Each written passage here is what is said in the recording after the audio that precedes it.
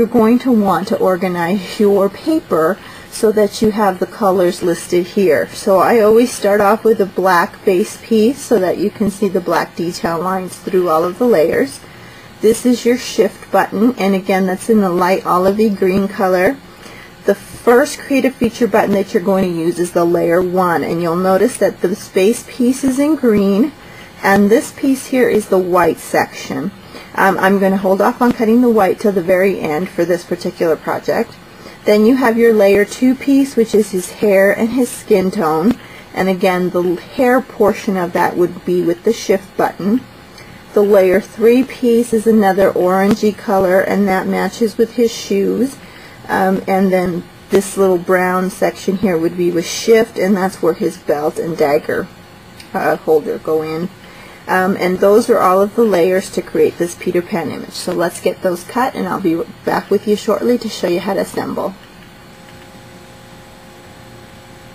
Okay, so here are my pieces to my Peter Pan image that I'm going to assemble. I've cut him out at 4.5 inches, and this is button number 22 for those of you that like to number your buttons the way I do. And what I'm doing by showing you the mat first is showing you that it is possible to cut out all of the pieces on one mat. And for this particular one, the only piece I did separately was the black. I have not cut out the white images, and you're going to see why in a minute. I also have another tip, and I think I shared this on the first part of the series, that I like to cut multiples of the same image when there are several little pieces involved, and that's because in case you lose a piece as you're trying to assemble it, it's much easier to already have it there available. Also, what I like to do is leave my pieces on the mat as I start to assemble my my finished product, because then I don't lose any of the images by having them all pulled off and scattered around my mat. So I will leave it on this mat until I actually pull it off and need it. And if there's a piece that comes up missing or one that didn't cut as well, I have a multiple that I can. Okay, part of what I do when I start to assemble my pieces is, of course, I like to clean up, and for me that kind of takes a long time. I'll try and do this a little faster. But a couple of tools to have handy is, of course, a paper piercer to help you get through to the other side. An X-Acto knife also works well. I also love having my cutter bee scissors handy. That helps me snip off any little loose pieces that I may have around. Now, I've shared a tip on how to clean up some of those fuzzy edges that are really impossible to get out of a tiny image like that, and it looks like I'll be needing to do that on this piece to clean up some of the fuzzies, and I'll show you that again as I get to that portion. So I'm starting off with the skin. I'm just cleaning off any pieces that might need to come out. Of course, you need a really good adhesive that works on little areas, and I prefer the Zig glue pen. Any glue pen that you prefer will work great. What's nice about this is the ballpoint image. And what you do is you refer back to your book quite a bit when creating, oops, make sure I have the piece correct here. When creating your layers, you want to have the book out and open and in front of you so that you can see where the layers go as you're putting it together. I don't know how people can sit down to work on anything Cricut without the book right there. It's your roadmap to show you how to assemble. It also shows you how to get the proper pieces as you're cutting, and it's just handy. Even when I have my Gypsy, I like to refer back to my book, even if it's just to look at the colors that they used in creating the piece. I will get it out for that. Now, for some of these little, you can see that I'm just using my finger. Some people prefer tweezers. Some also prefer to use a pickup stick, which I often do use. Looks like this, and I recommend it highly for those of you that can find one. I know they can be a little hard to find, but they are great for placing your image, putting the adhesive on while still holding on to it, and then sliding it into place. I also highly recommend a glue eraser that looks like this. If you get a little sloppy with the glue, you can go back with this, and it kind of helps you clean up all those sticky little brown areas so that you don't have that interfering with your project. So let me get my green pieces.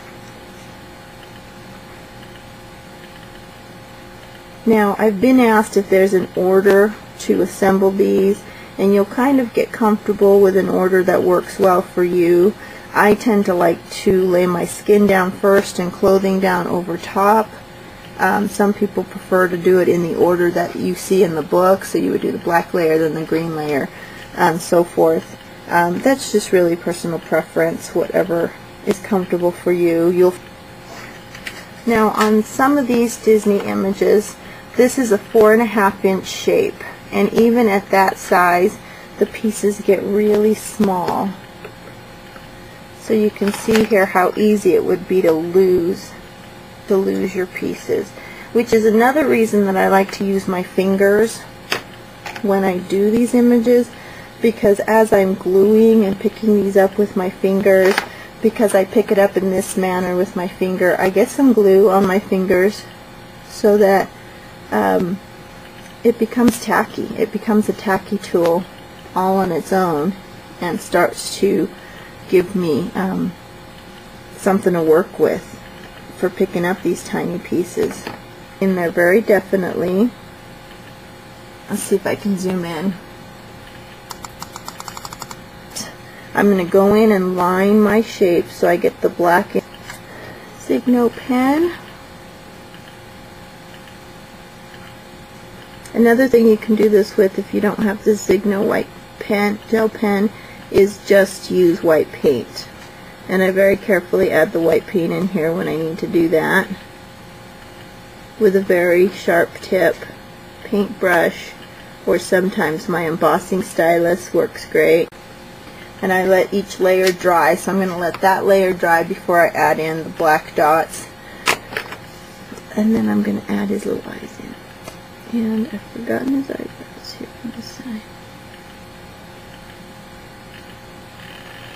Okay, so there is my Peter Pan image. Let's see if I can zoom out and hold this up a little better.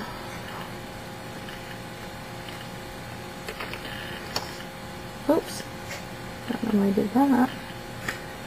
Let me put him on some white so you can see him a little better.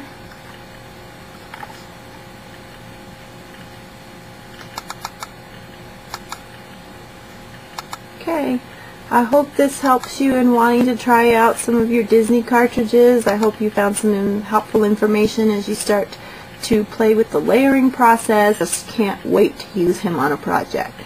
Hope you'll leave me a comment and leave me some questions that I can answer in following episodes of my Cricut cartridge review. Thanks so much for stopping by.